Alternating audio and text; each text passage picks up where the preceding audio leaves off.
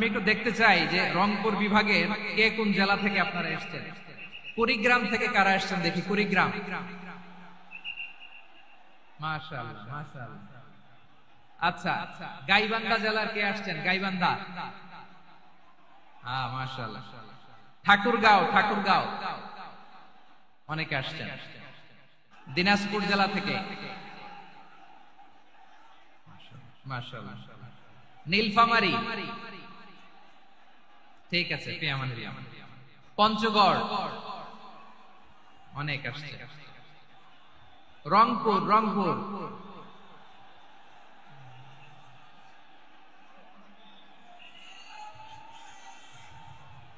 মাশাআল্লাহ মাশাআল্লাহ, ঠিক আছে। লালমনিরহাটের কারা দেখি। লালমনিরহাট,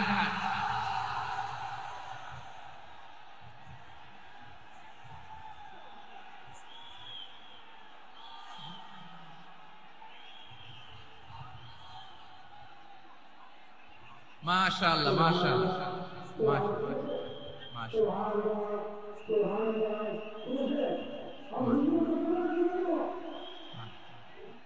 ঠিক আছে ঠিক আছে। আচ্ছা, রংপুর বিভাগের বাইরে থেকে অন্য জেলার কারা কারা আসছেন দেখি। তাও আছে অনেক, মাশাআল্লাহ, ঠিক আছে ঠিক আছে। আজকের প্রোগ্রামে উপস্থিত আছেন প্রধান অতিথি হিসেবে অধ্যক্ষ আসাদুল হাবিব দুলু ভাই, সাংগঠনিক সম্পাদক বিএনপি, জাতীয় নির্বাহী কমিটির সভাপতি জেলা বিএনপি লালমনিরহাট।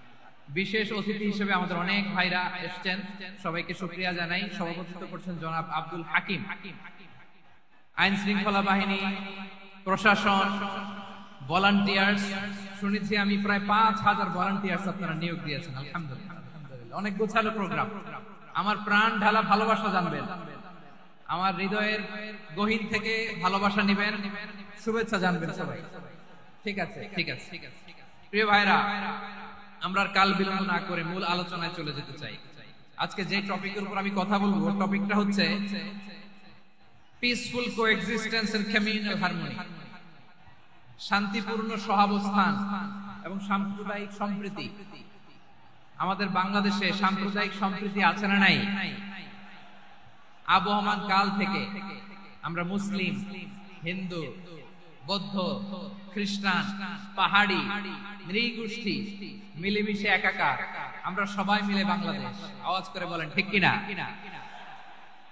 আমাদের পারস্পরিক সম্প্রীতি, ভালোবাসা, সৌহার্দ্যপূর্ণ আচরণ, বোঝাপড়া, এটা বেশ মজবুত, বেশ মজবুত। তবে মাঝে মাঝে আমাদের এই সম্প্রীতির ভেতরে অনেকে ফাটল ধরাতে চায়। আমরা যে সুখে আছি, শান্তিতে আছি, এটা অনেকের ভালো লাগে না, ঠিক কিনা বলেন? আমাদের মধ্যে সাম্প্রদায়িক সম্প্রীতি, সৌহার্দ্যপূর্ণ আচরণ, ভালোবাসা, এটা আবহমান কাল ধরে আছে। তার প্রমাণ, আমরা তাফসিরুল মাহফিলের আয়োজন করলে আমাদের হিন্দু ভাইরা ডিস্টার্ব করেন, ঠিক কিনা?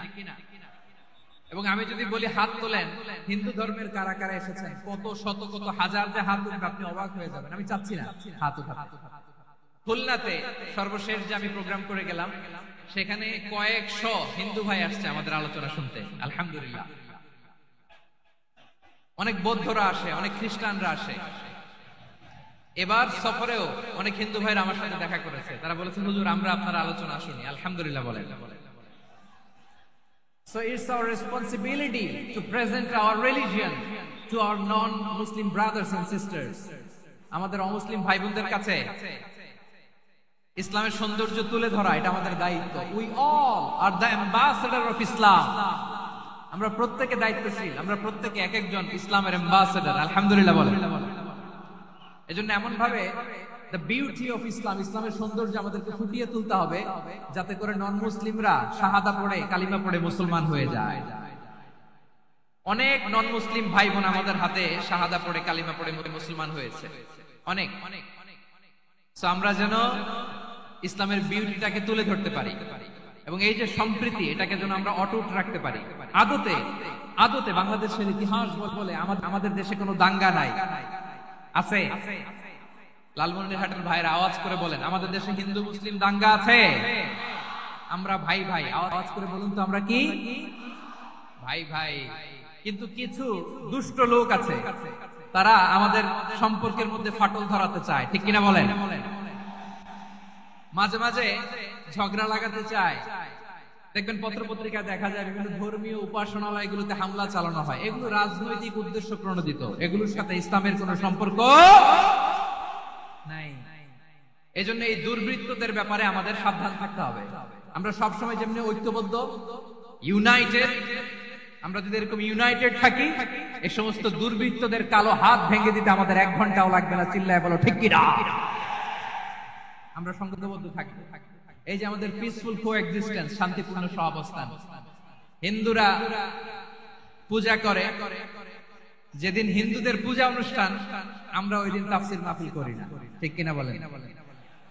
যেদিন আমাদের তাফসীরুল কোরআনের প্রোগ্রাম, ওই দিন আমাদের হিন্দু ভাইরা ডিস্টার্ব করে না। সুবহানাল্লাহ। হিন্দুদের পূজা অনুষ্ঠানে মাদ্রাসার ছাত্র যে পাহারা দেয়, গোটা বিশ্বে এরকম দৃষ্টান্ত নজির বিরল, ঠিক কিনা বলেন? আইন শৃঙ্খলা বাহিনীর পাশাপাশি মাদ্রাসার ছাত্ররা যে সেখানে পাহারা দেয়, গোটা পৃথিবীতে এই দৃষ্টান্ত আপনি পাবেন। মাদ্রাসার ছাত্ররা তারা তো কোরআনের ধারক, তারা হাদিসের ধারক, তারা কেন মন্দির পাহারা দিবে? এই সম্প্রীতিকে ধরে রাখার জন্য, এই সৌহার্দ্যকে ধরে রাখার জন্য, আমাদের পারস্পরিক ভালোবাসাকে অটুট রাখার জন্য। আওয়াজ করে বলতে হবে ঠিক কিনা? এখন বলেন, আমাদের এই ভালোবাসা অটুট থাক আমরা চাই কি চাই না? আমরা হিন্দু মুসলিম মিলেমিশে শান্তিপূর্ণ সহাবস্থান, সাম্প্রদায়িক সম্প্রীতি। লালমনিরহাটের ভাইয়ের আওয়াজ করে বলুন, এই আল্লাহ এই দেশকে তুমি বরকতময় করো, বাংলাদেশকে তুমি শান্তিময় করো। আওয়াজ করে সবাই বলেন আমিন। এই জায়গাটাতে সামান্য একটু আওয়াজ হচ্ছিল, এটাও থেমে গেছে। আলহামদুলিল্লাহ, আলহামদুলিল্লাহ। এখন একেবারে everything is in my control. মাশাআল্লাহ। ঠিক আছে, আমি মূল আলোচনায় যাই। প্রিয় ভাইরা, আমি বলেছিলাম আমার আলোচনার বিষয় হচ্ছে স্থান, সাম্প্রদায়িক সম্প্রীতি। আমরা দেখব ইসলাম আমাদেরকে কি কি দিক নির্দেশনা দেয়।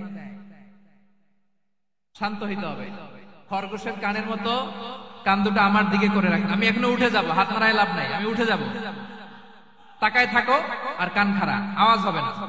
হ্যাঁ, মাশাআল্লাহ, মাশাআল্লাহ। ঠিক আছে। আমরা দেখবো যে রাসূল সাল্লাল্লাহু আলাইহি ওয়াসাল্লাম এই পিসফুল কোএক্সিস্টেন্সের জন্য আমাদের কি শিখিয়েছেন, কি কি গাইডলাইন দিয়েছেন। আমরা 1 2 3 4 করে এগুলো আপনাদের সাথে শেয়ার করব।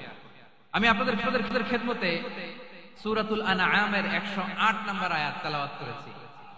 এখানে আল্লাহ রাব্বুল ইজ্জা ওয়াল জালাল তিনি ইরশাদ করছেন, ওয়ালা তাসুবুল্লাযীনা ইয়াদউনা মিন দুনিল্লাহি ফায়াসুবুল্লাহা আদওয়ান কাযালিকা যায়্যান্না লিকুল্লি উম্মাতিন আমালাহুম থুম্মা ইলা রাব্বিহিম মারজিউহুম ফায়ুনাব্বিউহুম বিমা কানু ইয়ামালুন। রব্বুল আলামিন বলেন, গোলাম ও আমার ইমানদার বান্দারা, শোনো শোনো, ও আমার বিশ্বাসী বান্দারা, লা তাসুবুল্লাযীনা ইয়াদউনা মিন দুনিল্লাহ ফায়াসুবুল্লাহা আদওয়ান বিগাইরি ইলম। ও আমার বিশ্বাসী বান্দারা, যারা আল্লাহকে ব্যতি রেখে, আল্লাহকে বাদ দিয়ে অন্য উপাস্যকে ডাকে, দেবীর পূজা করে, দেবতাদের পূজা করে, তোমরা খবরদার তাদের গালি দিও না। আওয়াজ করে বলেন, কি দিও না? আল্লাহ বলেন, ও বিশ্বাসীরা শোনো, যারা আল্লাহকে বেছে রেখে দেব দেবীর পূজা করে, অন্য উপাস্যের পূজা করে, তাদেরকে ডাকে, ওই দেবতাদেরকে তোমরা গালি দিও না। যদি ওই দেবতাদেরকে গালি দাও, তাহলে ভুলবশত, শত্রুতাবশত তারা তোমাদের রব আল্লাহকে গালি দেবে, ঠিক কিনা? গালি দাও, ওরা রেগে তোমার আল্লাহরে গালি দেবে, তাহলে আল্লাহরে গালি খাওয়ানোর কারণ হয়ে গেলাম আমি, ঠিক কিনা বলেন?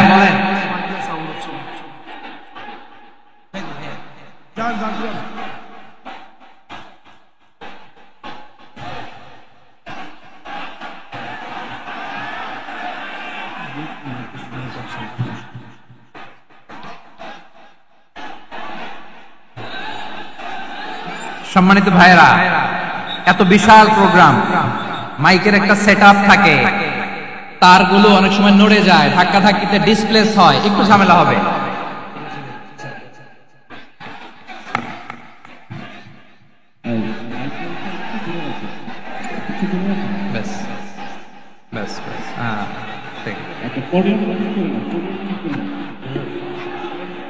ঠিক আছে,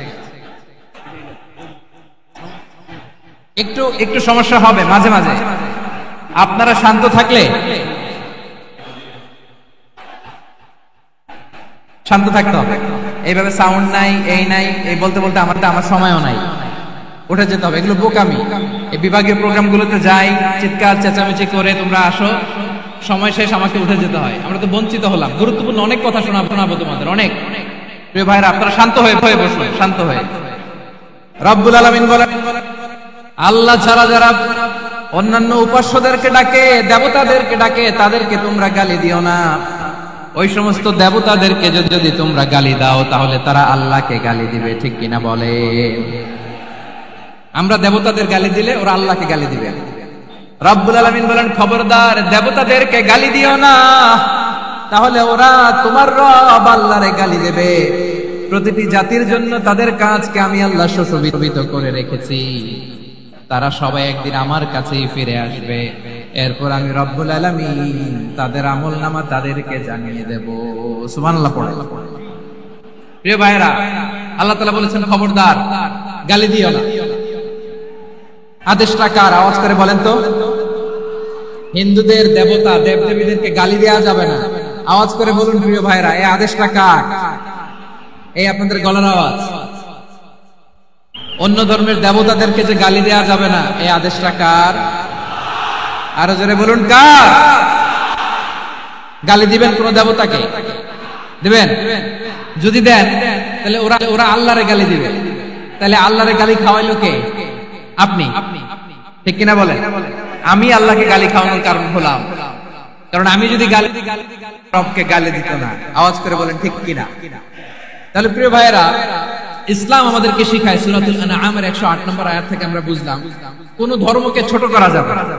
অন্য ধর্মকে ছোট করা মানে ইসলামকে ছোট করা।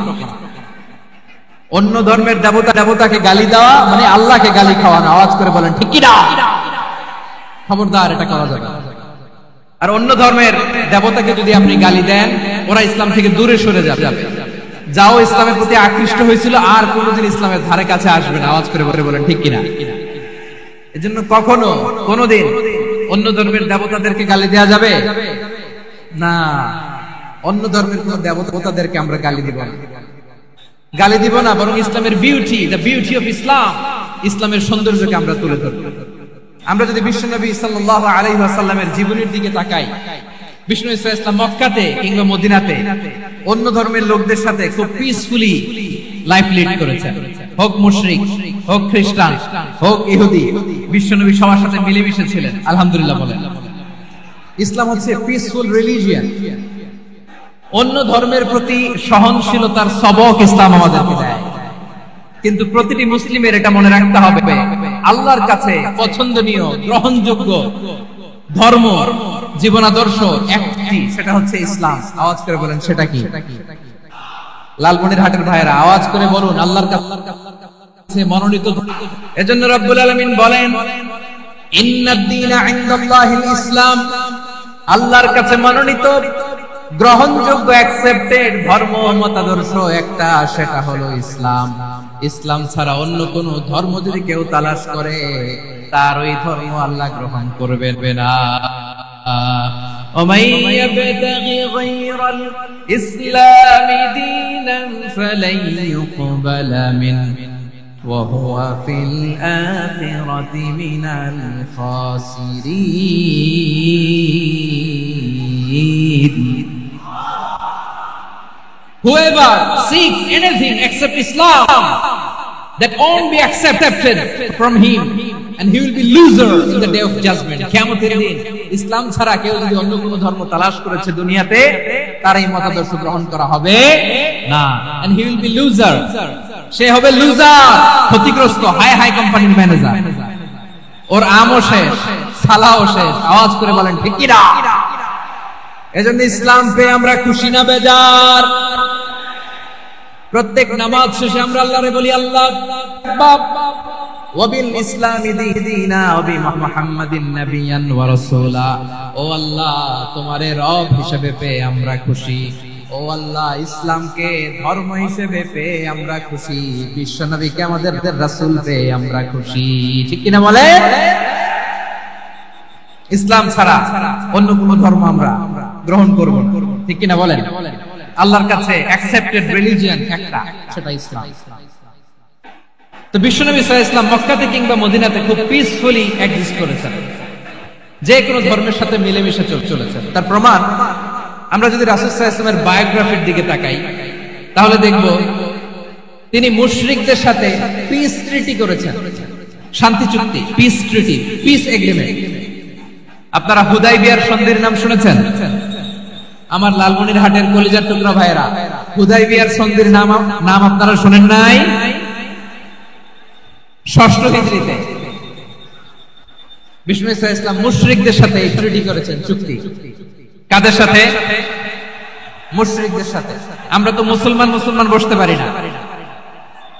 আমরা দুই মুসলিম ভাই একসাথে বসে চা খেতে পারি না, গল্প করতে পারি না। বিষ্ণু ইসলাম মুশরিকদের সাথে ট্রিটি করেছেন, হুদাইবিয়ার সন্ধি।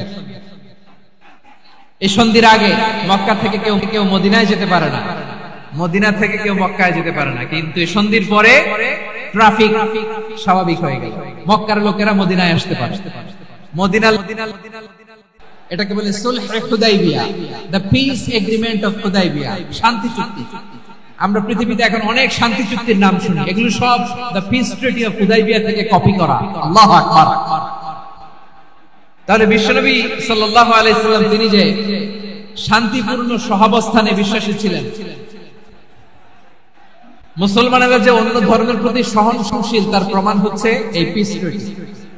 শুধু তাই নয়, মাইকের সাউন্ডটা একটু বাড়াই দিতে হবে, খুব দুর্বল, একটু মজবুত করতে হবে, আর একটু ক্লিন করতে হবে, আর সবগুলা জায়গায় সাউন্ড যাচ্ছে কিনা একটু ক্রস চেক করতে হবে। হ্যাঁ, পাবেন দিচ্ছে মাইক অপারেটর যিনি আছেন, প্রতিটি জায়গায় প্রতিটি সাউন্ড বক্সে যেন আওয়াজ পাওয়া যায়, একটু ক্রস চেক করেন, সাউন্ডটাকে একটু স্ট্রং করে দেন। হ্যাঁ, ঠিক আছে, মাশাআল্লাহ। এদিকে তাকান, এদিকে। মক্কার পার্ট গেল, পিস এগ্রিমেন্ট করলেন, শান্তি চুক্তি। বিষ্ণু ইসলাম মদিনায় যে কি করলেন? মদিনায় যে বিষ্ণু ইসলাম মদিনা চার্টার করলেন, মদিনা সনদ, সাহিফাতুল মদিনা, এটার বলে মদিনা চার্টার। যে ওয়েস্টে, ইউরোপে, আমেরিকাতে সব চার্টার মদিনা চার্টার থেকে কপি করা। আওয়াজ করে পড়েন সুবহানাল্লাহ। বিষ্ণু ইসলাম মদিনায় গেলেন, মদিনাতে মুসলিম, মুশরিক, ইহুদি, এই তিন ধর্মের লোক মিলে সব স্টেক হোল্ডার যারা আছে সবাইকে নিয়ে বিষ্ণু ইসলাম মদিনা চার্টার করলেন, মদিনা সনদ পড়েন সুবহানাল্লাহ। শুধু তাই নয়, মক্কাতে বিশ্বনবী পিস এগ্রিমেন্ট করলেন, শান্তি চুক্তি মুশরিকদের সাথে। মদিনাতে যে বিশ্বনবী মদিনা চার্টার করলেন, মদিনা সনদ করলেন ইহুদিদের সাথে। আবার মদিনাতে বিশ্বনবী ইহুদিদের সাথে পিস ডায়ালগ করলেন, ইন্টারফেথ ডায়ালগ করলেন, আন্তধর্মীয় সংলাপ করলেন। যে সংলাপের মূল ভিত্তি ছিল তাওহীদ। মূল ভিত্তি ছিল কি? তাওহীদ। বিশ্বনবী ইহুদিদেরকে ডাকলেন, আহ্বান করলেন, কুল ইয়া আহলাল কিতাবি তাআলু ইলা কালিমাতিন সাওয়াইন বাইনানা ওয়া বাইনাকুম আল্লা না'বুদা ইল্লাল্লাহ ওয়া লা নুশরিকা বিহি শাইআন ওয়া লা ইয়াত্তাখিযা বা'দুনা বা'দান আরবাবান মিন দুনিল্লাহ فإن تولوا فقولوا اشهدوا بأننا مسلمون সুবহান আল্লাহ। পড়েন। বিশ্বনবী মদিনার ইহুদিদের ডেকে বললেন, ও ইহুদিরা, শোনো, আসো এমন একটা আদর্শের প্রশ্নে আমরা একত্রিত হই, যে আদর্শের প্রচার তোমাদের নবীরাও করেছে, আমিও করি, যে আদর্শের কথা তোমাদের পবিত্র ধর্মগ্রন্থগুলোতে আছে, আমার কোরআনেও আছে, সেটা হলো তাওহীদ। আল্লাহর সাথে কাউরে শরীক করব না, আল্লাহ ছাড়া কাউরে রব মানব না। পড়েন সুবহানাল্লাহ। লালমনিরহাটের ভাইরা, মদিনাতে যেয়ে তিনি মদিনা চার্টার করলেন, মদিনা সনদ, পিস ডায়ালগ করলেন, শান্তির সংলাপ, ইন্টারফেথ ডায়ালগ করলেন, আন্তঃধর্মীয় সংলাপ, যার ভিত্তি ছিল তাওহীদ। সুবহানাল্লাহ পড়েন। তাহলে অন্য ধর্মের প্রতি সব সময় ইসলাম সহনশীল, টলারেন্স। যদি আপনি দেখতে চান ইসলামের নবী বিশ্ব নবীর দিকে তাকান, ঠিক কিনা বলেন? আমরা তো সংখ্যালঘুদের রাইটস প্রোটেক্ট করার জন্য কত আইন বানাই, কত বৈঠক করি, কত সংবাদ সম্মেলন করি। বিষ্ণু সাল্লাল্লাহু আলাইহি ওয়াসাল্লাম সংখ্যালঘুদের রাইটস এর ব্যাপারে, অধিকারের ব্যাপারে যে কথা বলেছেন, শুনলে আপনি অবাক হয়ে যাবেন। বিশ্বনবী বলেন, আলা আও ইনতাকাসাহু আও কাল্লাফাহু ফাওকা তাআতিহি আও কাল্লাফাহু ফাওকা তাকাতিহি আও আখাযা মিনহু শাইআন বিগাইরি তিবি নাফসিন ওয়া আনা হাজিজুহু ইয়াউমাল কিয়ামা। খবরদার, জেনে রাখুন, কেউ যদি কোনো সংখ্যালঘুর উপরে অত্যাচার করে, কোন সংখ্যালঘুর প্রাপ্য থেকে যদি কেউ কাউকে ঠকায়, সংখ্যালঘুর উপর যদি কেউ কষ্ট দেয়, কোন সংখ্যালঘুর সম্পদ যদি কেউ জোর করে কেড়ে নেয়, আমি কিয়ামতের দিন বিশ্বনবী ওই সংখ্যালঘুর পক্ষে আর ওই মুসলমানদের বিপক্ষে বাদী হয়ে দাঁড়াবো। সুবহানাল্লাহ বলতে পারলেন না? আল্লাহু আকবার। আপনি নামাজি, আপনি মুসল্লি, আপনি হাজী সাহেব, তাহাজ্জুদ পড়তে পড়তে কপালে দাগ ফেলে দিবেন, আপনার প্রতিবেশী হিন্দু, ভাবছেন আমার তো পাওয়ার আছে, ওর জমিটা দখল করি। বিশ্বনবী বলেন, কিয়ামতের দিন ওই হিন্দুর পক্ষে তোর বিরুদ্ধে আমি বাদী হয়ে দাঁড়াবো। পৃথিবীর কোন ধর্মের কোন স্টেটমেন্ট পাবেন? পাবেন? আপনি ভাবছেন আপনি নামাজ পড়লে জান্নাতে চলে যাবেন না? খবরদার। বিশ্বনবী বলেন, কোন সংখ্যালঘুর উপর যদি কেউ আক্রমণ করে, তার প্রাপ্য তাকে না দিয়ে যদি তাকে ঠকায়, তার উপর জুলুম করে, তার সম্পদ যদি কেড়ে নেয়, আমি নবী, তুমি মুসলিম হইতে পারো, তোমার বিপক্ষে আল্লাহর দরবারে বাদী হয়ে দাঁড়াবে। আচ্ছা, লালমনিরহাটের ভাইরা, কথা বুঝতে পারলে আওয়াজ করে উত্তর দেন। বিশ্বনবী যদি কারো বিপক্ষে দাঁড়ায় কিয়ামতের দিন, আই রিপিট, আমি আবারও বলছি, বিশ্বনবী যদি কিয়ামতের দিন কারো বিপক্ষে দাঁড়ায়, কত সেলসেলায়া জান্নাতি, তাই না? জান্নাতীরা, যে নবীর সুপারিশ ছাড়া জান্নাতের গেটও দেখা যাবে না, ওই নবী যদি বলে তোর বিপক্ষে আমি বাদী হয়ে দাঁড়াবো, ওই জান্নাতে আর ঢোকার কোনো সুযোগ আমাদের থাকবে? এখানেই শেষ না আমার প্রিয় লালমনিরহাটের ভাইয়েরা, এখানেই শেষ নয়। বিশ্বনবী বলেন, মান কাতালা মুআহাদা, বুখারীর বর্ণনা, মান কাতালা মুআহাদান লাম ইয়ারাহ রাইহাতাল জান্নাহ। কেউ যদি, কোন মুসলিম যদি অন্যায় ভাবে কোন সংখ্যালঘুকে হত্যা করে, কোন হিন্দুকে হত্যা করে, কোন বৌদ্ধরে হত্যা করে, অন্যায় ভাবে কোন মুসলিম যদি কোন সংখ্যালঘুরে হত্যা করে, ওই মুসলিম জান্নাতের ঘ্রাণও পাবে না। সেই বুখারীর বর্ণনা, মান কাতালা মুআহাদান লাম ইয়ারাহ রাইহাতাল জান্নাহ ওয়া ইন্না রিহাহা লা ইউজাদু মিন মাসিরাতি 40 আমা। যে জান্নাতের ঘ্রাণ চল পড়ে। প্রিয় ভাইরা, এখান থেকে জান্নাতে পৌঁছতে লাগবে 40 বছর। এত দূর, কত বছর? সবাই বলেন, কত বছর? এখান থেকে জান্নাতে পৌঁছতে লাগবে 40 বছর। এত দূরে থাকতেই জান্নাতের ঘ্রাণ আপনার নাকে এসে ধাক্কা মারে। বিশ্বনবী বলেন, যে ব্যক্তি কোন সংখ্যালঘুকে হত্যা করে, জান্নাতের ঘ্রাণ তো পাবেই, জান্নাতে তো ঢুকতে পারবেই না, জান্নাতের ঘ্রাণও তার নাকে লাগবে না। পড়েন নাউযুবিল্লাহ। তাহলে সংখ্যালঘুদের ব্যাপারে ইসলামে অধিকার দেয়া আছে না নাই? লালমনিরহাটের ভাইয়ের আওয়াজ করে বলেন, আমার সংখ্যালঘু হিন্দু ভাইদের রাইটস, অধিকার আমাদের ইসলামে প্রোটেক্টেড আছে না নাই? এখানেই শেষ না। বিষ্ণু ইসলাম আপনার অমুসলিম প্রতিবেশীর সাথে ভালো আচরণ করতে বলেছে। আমাদের হয় না, এটা মুসলিম পাড়া, ওটা বৌদ্ধ পাড়া, হয় না? অনেক সময় হয় না, এটা আমাদের মুসলিম পাড়া, ওইটা হিন্দু পাড়া, এরকম আছে না নাই? লালমনিরহাটে নাই না? আছে? হিন্দু যদি আপনার প্রতিবেশী হয় কি করবেন? ওরে কষ্ট দিবেন নাকি? কেন? ও তো হিন্দু, ও তো আমার আল্লাহরে ডাকে না, ওরে কষ্ট দিলে জায়েজ হবে না? খবরদার। বিষ্ণু ইসা ইসলাম বলেন, মান কানা ইউমিনু বিল্লাহ ওয়াল ইয়াউমিল আখির ফালিকরিম জারাহ, যে আল্লাহ বিশ্বাস করে আর আখিরাতে বিশ্বাস করে সেজন্য প্রতিবেশীর সাথে ভালো আচরণ করে। সুবহানাল্লাহ। কলিজা জুড়ায় যায় না আমার নবীর কথাগুলো শুনলে? যে আল্লাহ বিশ্বাস করে, যে আখিরাতে বিশ্বাস করে সেজন্য প্রতিবেশীর সাথে ভালো আচরণ করে। এখানে বলছে মুসলিম প্রতিবেশী বলছে, নামাজি প্রতিবেশী বলছে, আল্লাহওয়ালা প্রতিবেশী বলছে না। প্রতিবেশী আস্তিক হোক নাস্তিক হোক, প্রতিবেশী মুমিন হোক মুশরিক হোক, প্রতিবেশী হইলেই তার সাথে ভালো আচরণের দরকার আছে না নাই?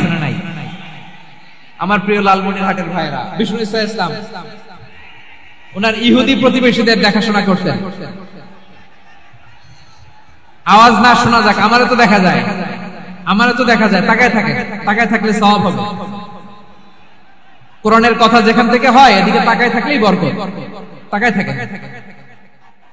জি জি, মাইক, আমি তার মাইক ঠিক করতে আসি না এদিকে, এই মাইক ঠিক করব, ওই মাইক ঠিক করব, ওদিকে পাইলট বলে হুজুর চলে আসেন। জি বসুন বসুন, মাশাআল্লাহ। হ্যাঁ খুব শান্ত, ঠিক আছে। পুলিশ ভাইরা না খেয়ে দিনরাত আপনারা যাতে সুশৃঙ্খল একটা প্রোগ্রাম উপহার পান এটাই চেষ্টা করতেছে, আপনাদেরকে কষ্ট দিতে আসে না, একটু সহযোগিতা করেন। জি মাশাআল্লাহ। হ্যাঁ ঠিক আছে। আমার প্রিয় ভাইরা, প্রতিবেশী আস্তিক হোক নাস্তিক হোক, মুসলিম হোক হিন্দু হোক, তার সাথে ভালো আছে। বিষ্ণু ইসা ইসলাম ওনার ইহুদি প্রতিবেশীর বাসায় যেতেন। কোন প্রতিবেশী? ইহুদি। আওয়াজ করে বলেন, কোন প্রতিবেশী? ইহুদি। এক ইহুদি কিশোর বিষ্ণু ইসা ইসলামের খেদমত করতে, ইহুদি ছেলে আমার নবীর খেদমত করতো, তারা ছিল নবীর প্রতিবেশী। তো অনেকদিন হয় ইহুদি ছেলেটা আসে না। বিষ্ণুনবী খোঁজ দিলেন, ঘটনা কি? একটা ইহুদি ছেলে না আমার খেদমতে আসতো, ছেলেটা কই? খোঁজ নিয়ে জানলেন ছেলেটা অসুস্থ। বিষ্ণু ইসলাম ওই ইহুদির বাড়িতে চলে গেলেন ওই ছেলেটাকে দেখা করার, ভিজিট করার জন্য। সুবহানাল্লাহ পড়বেন না?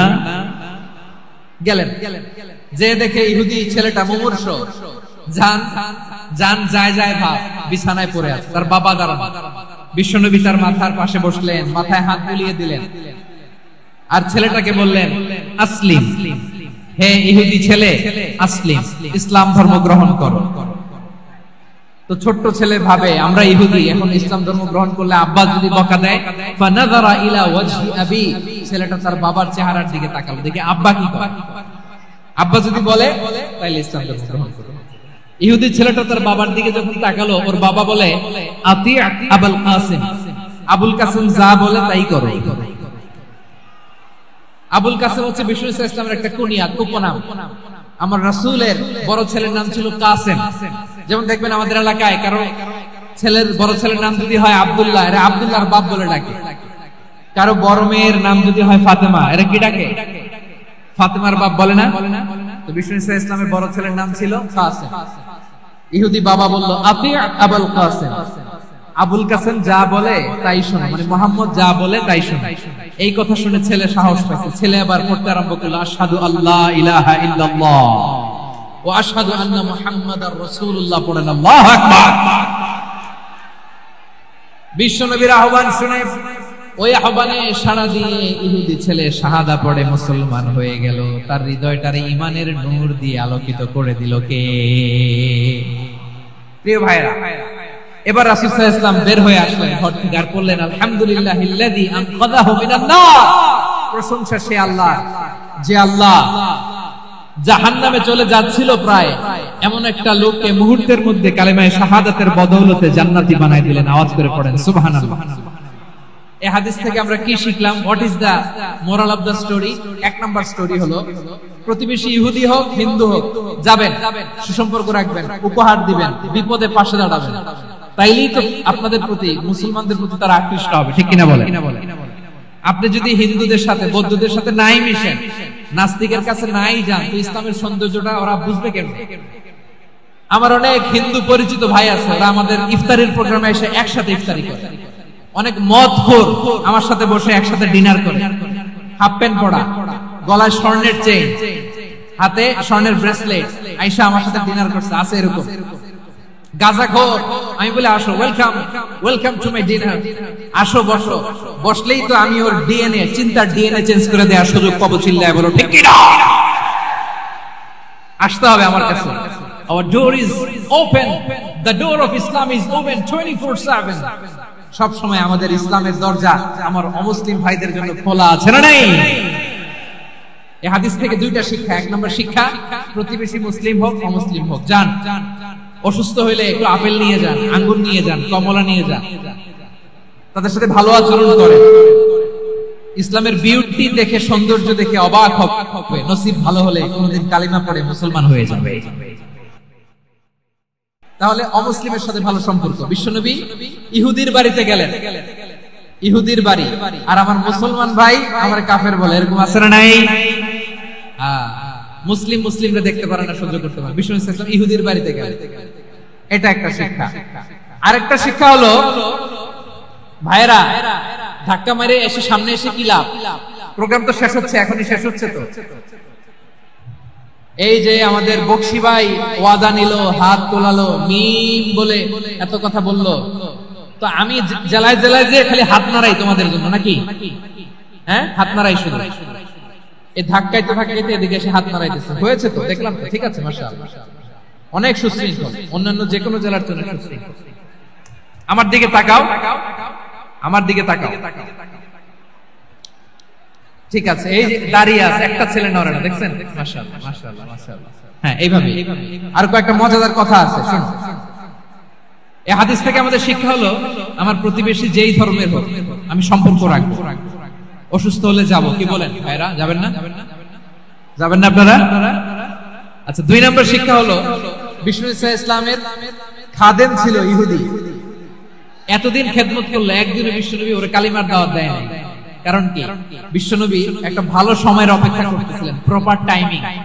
দাঈর কাজ হচ্ছে দাঈ ইলাল্লাহ, সে হচ্ছে সুযোগ সন্ধানী।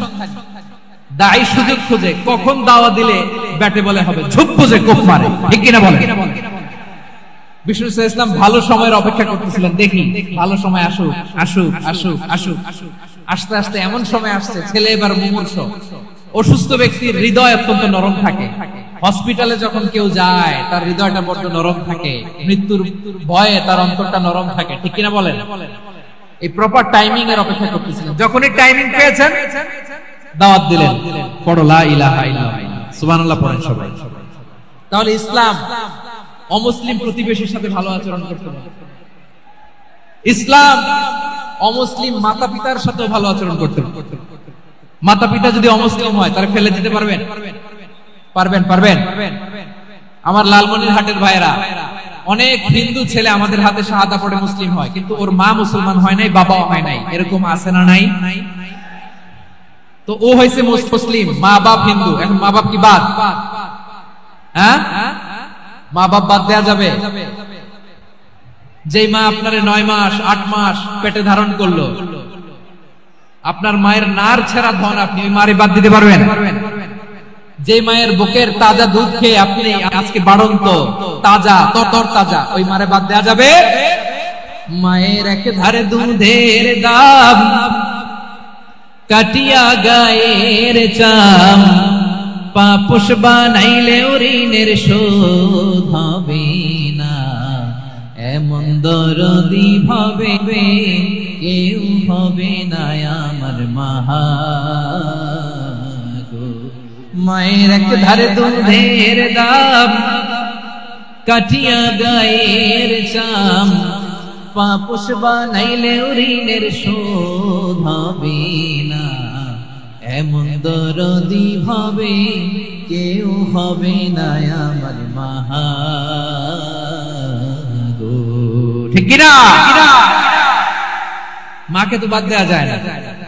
وَقَضَى رَبُّكَ أَلَّا تَعْبُدُوا إِلَّا وَالِدَيْنِ إِحْسَانًا, আল্লাহ বলে অবধারিত 2টা ভার্ডিক্ট তোমাদের জন্য, এক আল্লাহর ইবাদত করবা আর মা বাবার প্রতি ইহসান করবা। আদেশটা কার?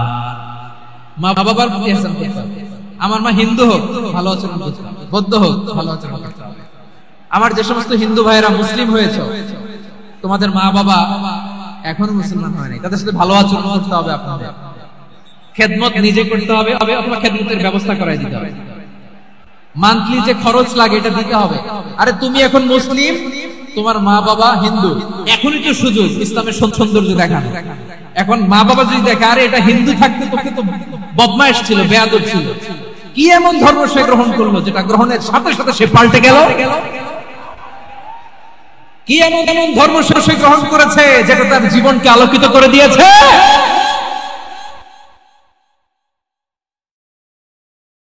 পড়ে মুসলমান হয়ে যাবে।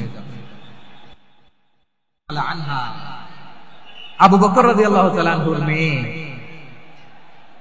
আবু বকর রাদিয়াল্লাহু তাআলা আনহুর আরেক মেয়ের নাম হচ্ছে আসমা। কি নাম? দুজনই আবু বকর রাদিয়াল্লাহু তাআলা আনহুর মেয়ে, আসমা আর আয়েশা। নাম দুটো কেমন লাগে? আসমা নামটা কেমন লাগে? আয়েশা নামটা কেমন লাগে? সবার ভালো লাগে নাই? নাম দুটো আপনাদের ভালো লাগে? লালমনির হাটে অনাগত যদি কন্যা সন্তান হয়, যদি মনে চায় আসমা রেখে দিতে পারবে, যদি মনে চায় আয়েশা রেখে দিয়ে। দেশে বিদেশে এয়ারপোর্টে রাস্তা ঘাটে শুধু বলে হুজুর একটা নাম দেন, আমার ছেলের একটা নাম দেন, মেয়ের একটা নাম দেন। আমার মনে আছে যশোরের আবদিনের মাহফিলে আমি একটা দুইটা নাম দিয়েছিলাম। আজকে লালমনির হাটের এই প্রোগ্রামে কন্যা সন্তান যদি হয় দুটো নাম দিলাম, আসমা কিংবা আয়েশা।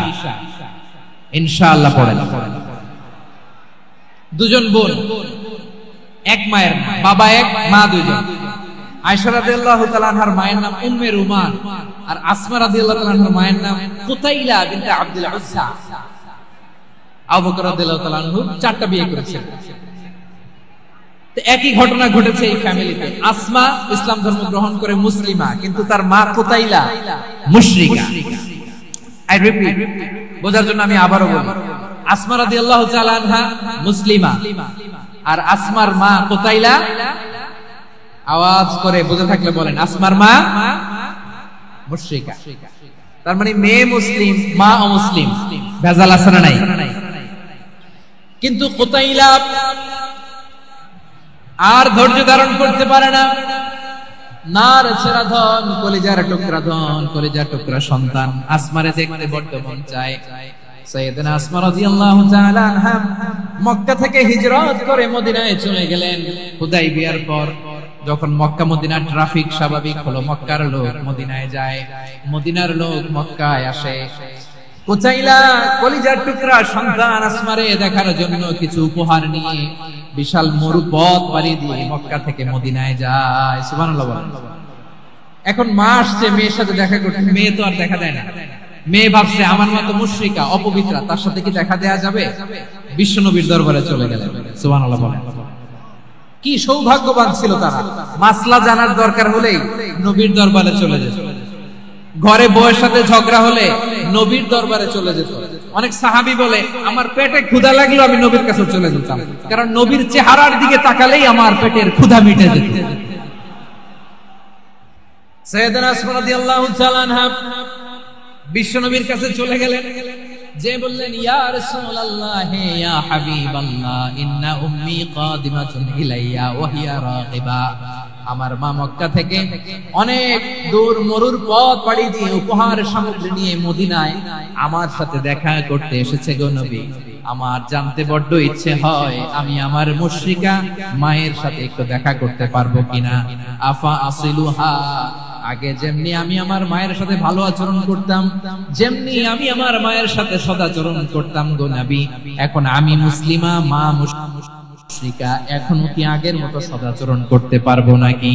বিশ্বনবী বললেন নাম সিদিহা, মা অবশ্যই অবশ্যই আগে ঠিক যেমন তুমি তোমার মায়ের সাথে ভালো আচরণ করতে, এখনো তেমনি আগের মতো ভালো আচরণ করবা। আওয়াজ করে পড়েন সুবহানাল্লাহ।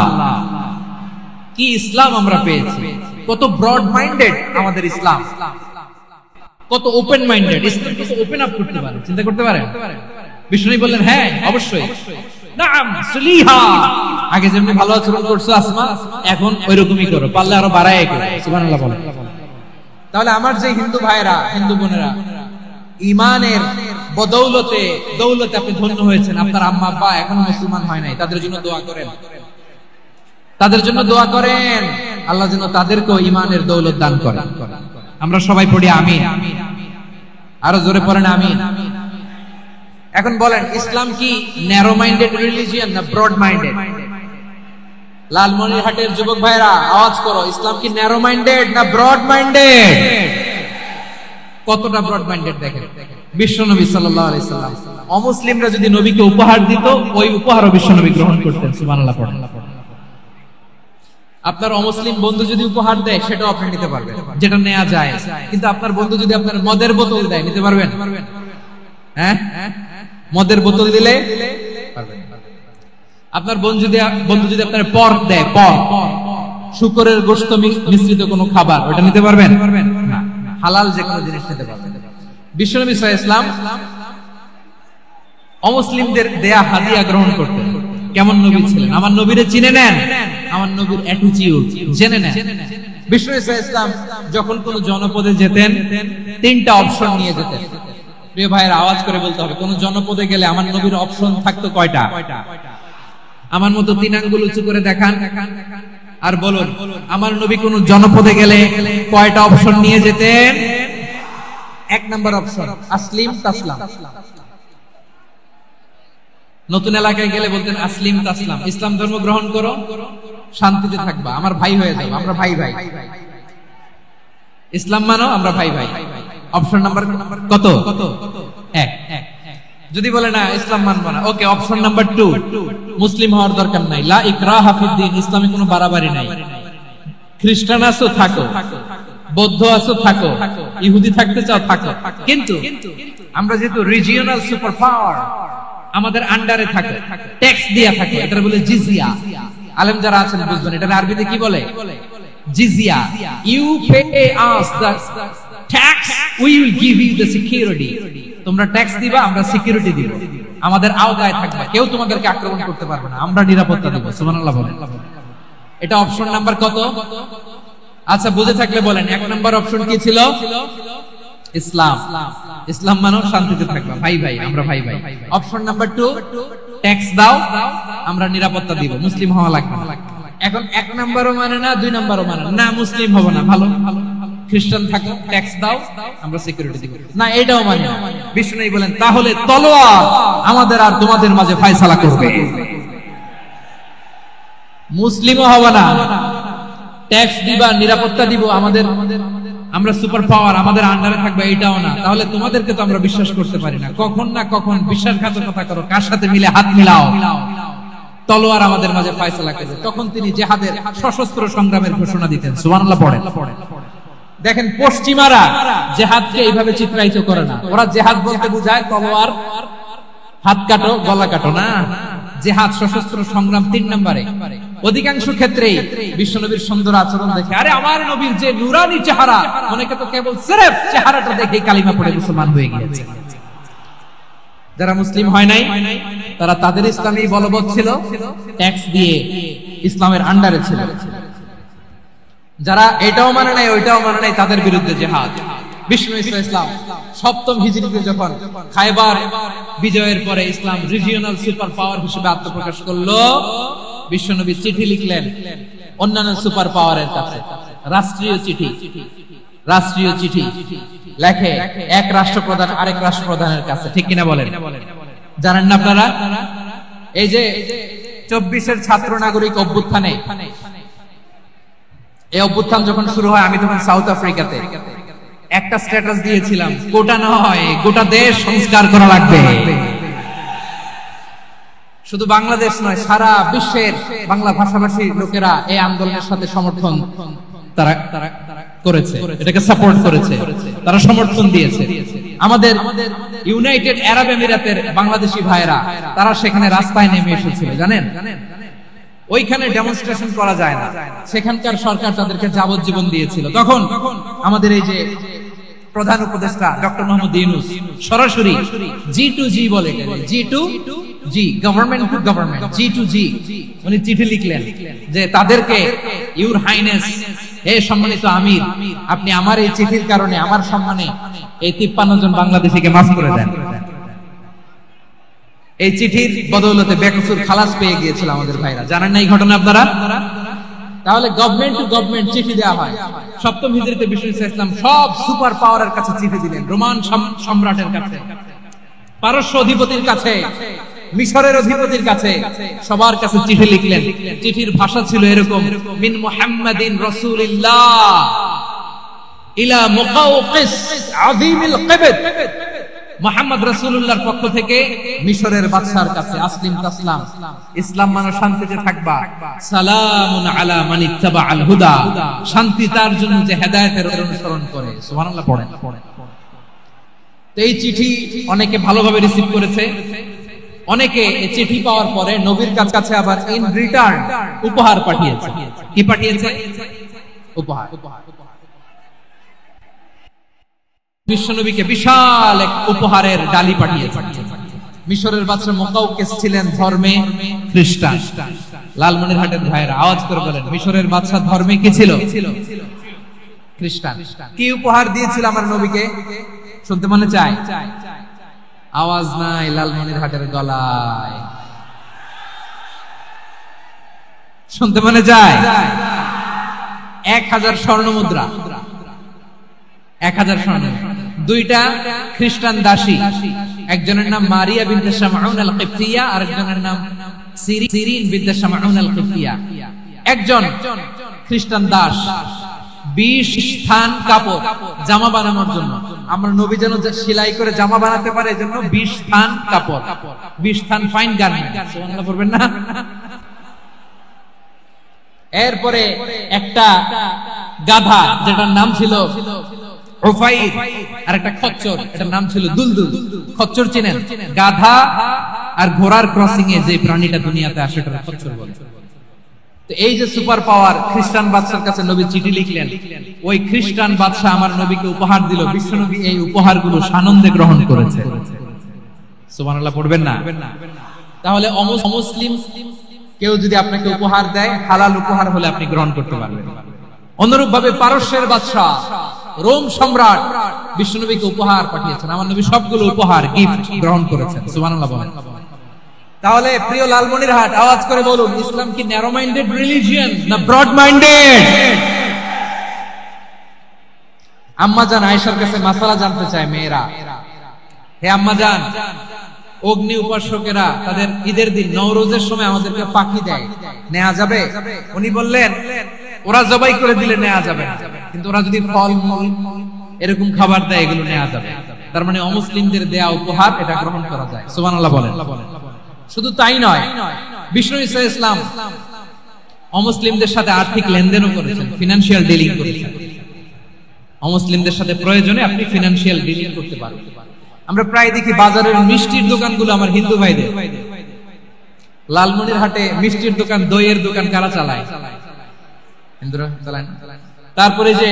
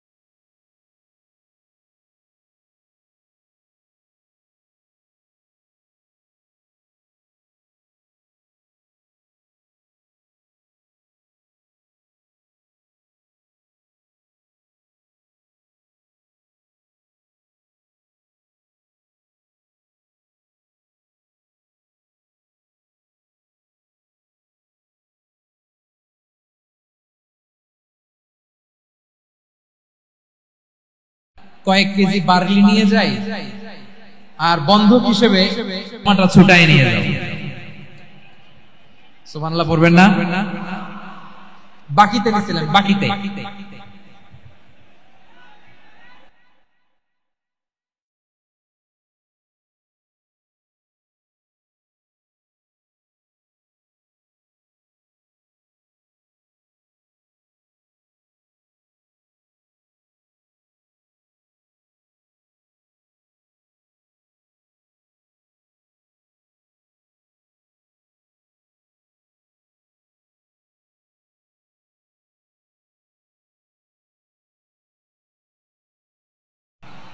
এ থেকে বোঝা গেল অমুসলিমদের সাথে ফিনান্সিয়াল বারান্দায় ইয়ার্ডের মধ্যে অটোমেটিক্যালি কিছু আমব্রেলা আছে, শাঁ করে খুলে যায় আর সূর্যের তাপ লাগে না।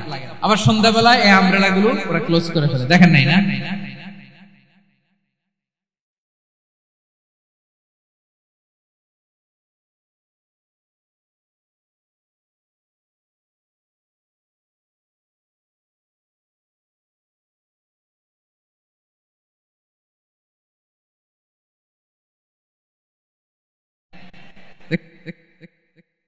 শুধু তাই নয়,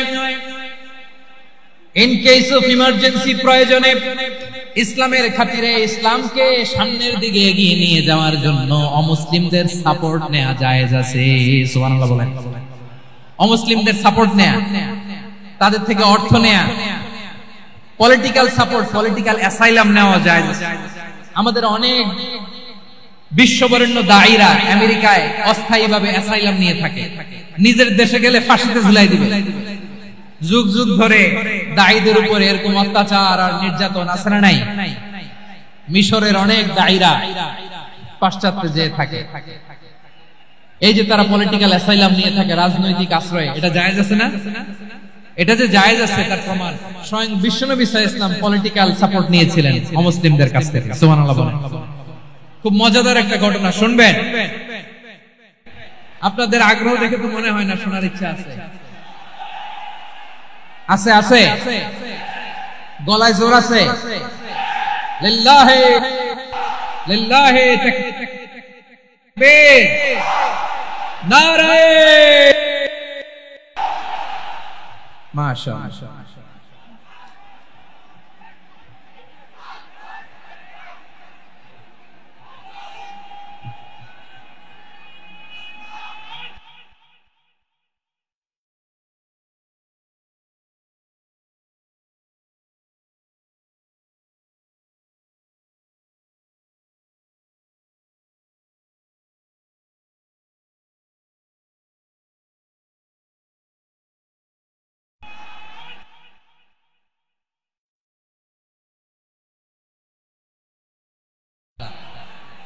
থামুন থামুন।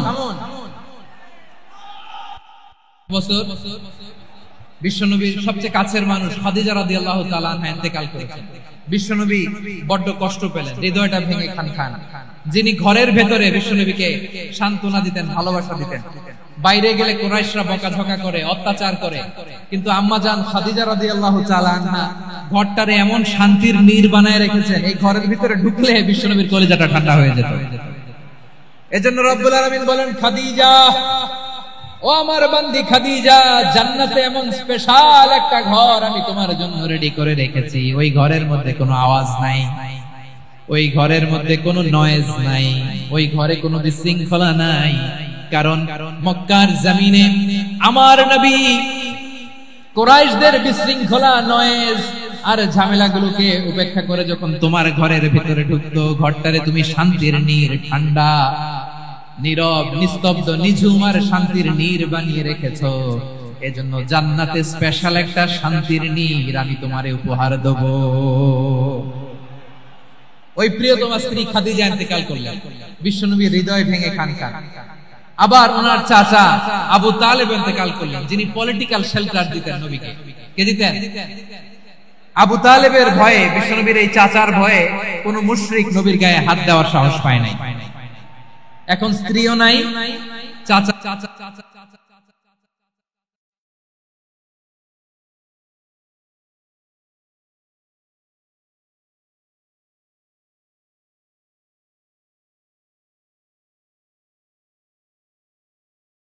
এখন কই যাবেন? আমার পেয়ারা নবী নতুন স্টেশন খুঁজতেছেন, নতুন নতুন নতুন। লালমনিরহাটের ভাইয়ের আওয়াজ করে বলেন, কোথায় গেলেন? তায়েফে চলে গেলেন দিনের দাওয়াত দেওয়ার জন্য। কি দেওয়ার জন্য? নাকি জমি কিনতে গেছিলেন? জমি কিনতে, দুনিয়ার যশ খ্যাতির জন্য, নিজের কোনো লাভের জন্য? তায়েফবাসীদেরকে জাহান্নামের আগুন থেকে বাঁচানোর জন্য। আওয়াজ করে বলতে হবে, ঠিক কিনা? বিশ্বনবী বিশাল মরুপথ, পাহাড়ি পথ পাড়ি দিয়ে তায়েফের মরুজমিনে গেলেন। কোরআন কোরআনের দাওয়াত নিয়ে, ইমানের দাওয়াত নিয়ে শুধু প্রত্যাখ্যান করেই থামে নাই, তারা বিশ্বনবীর সাথে অত্যন্ত খারাপ আচরণ করেছে, বিশ্বনবীকে শারীরিক ভাবে হেনস্থা করেছে, আমার নবীকে শারীরিক ভাবে অত্যাচার করেছে, আমার পেয়ারা নবীর গায়ে পাথর মেরেছে, বিশ্বনবীর গা বেয়ে ঝরঝর করে রক্ত ঝরেছে, নবী জামিনের মধ্যে লুটিয়ে পড়েছেন, আবার মেরেছে, আবার নবী হাঁটতে শুরু করলেন, পেছন থেকে আবার মেরেছে, আবার নবী রক্তাক্ত হয়ে জামিনের মধ্যে লুটিয়ে পড়লেন, আবার মেরেছে। বিশ্বনবীর মতো এত সুশ্রী মানব, বিশ্বনবীর মতো এত শুভ্র মানব, বিশ্বনবীর মতো এমন চমৎকার দেহাবয়ব দিয়ে রব্বুল আলামিন কাউকে বানান।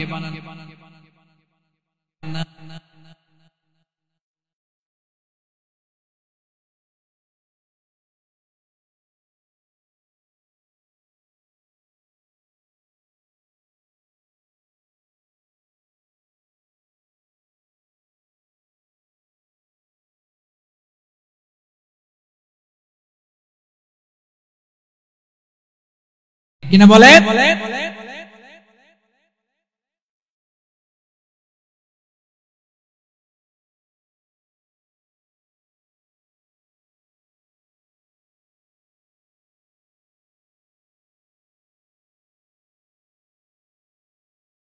থেকে রক্ত ঝরে, তোমাকে ভুলি আমি কেমন করে, হে রাসূল তোমাকে ভুলি আমি কেমন করে।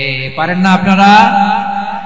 ধরুন আমার সাথে, হাজার ব্যথা বেদনার পরে ফিরে আসনি তুমি আপন ঘরে, দিনের আলো তুমি ছড়িয়ে দিতে চলে গেলে মদিনায় মক্কা ছেড়ে, হে রাসূল তোমাকে ভুলি আমি কেমন করে, হে রাসূল তোমাকে ভুলি আমি কেমন করে।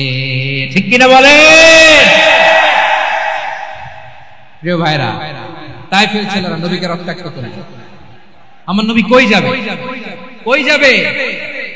মক্কায় জায়গা নাই, তায়েফে জায়গা নাই, তায়েফ থেকে ভারাক্রান্ত মন নিয়ে আমার নবী মক্কায় ফিরে আসলেন। বিশ্ব নবী মক্কায় ঢুকতে পারেন না, মক্কার মরুভূমির দিকে তাকিয়ে, উপত্যকার দিকে তাকিয়ে বিশ্বনবী ধা ধা করে কাঁদেন, ঝরঝর করে নবীর চেহারা মোবারক থেকে চোখের পানিগুলো বেয়ে বেয়ে পড়ে।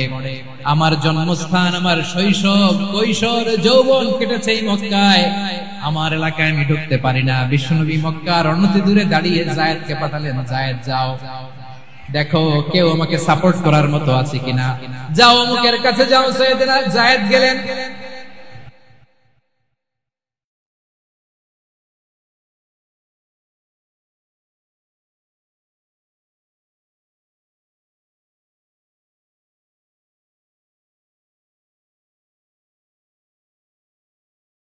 দিলেন কেউ বিশ্বনবীকে আশ্রয় দিতে রাজি। ইবনে আদি মুশরিক, তার কাছে যাও। গেলেন, মুতঈম ইবনে আদি রাজি হয়ে গেল। সুবহানাল্লাহ বলেন।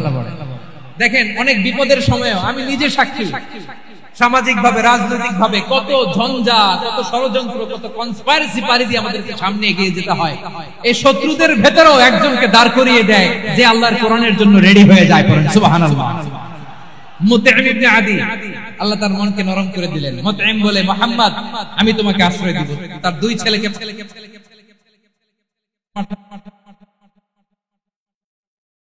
বললেন যাও, খোলা তলোয়ার নিয়ে, স্কট দিয়ে, গার্ড অফ অনার দিয়ে মুহাম্মদকে মক্কায় ঢুকাও আর বলো আমি আমান দেব। আমান কি দিব? আমান মানে সিকিউরিটি, নিরাপত্তা। সিকিউরিটি ছাড়া আমান দেওয়া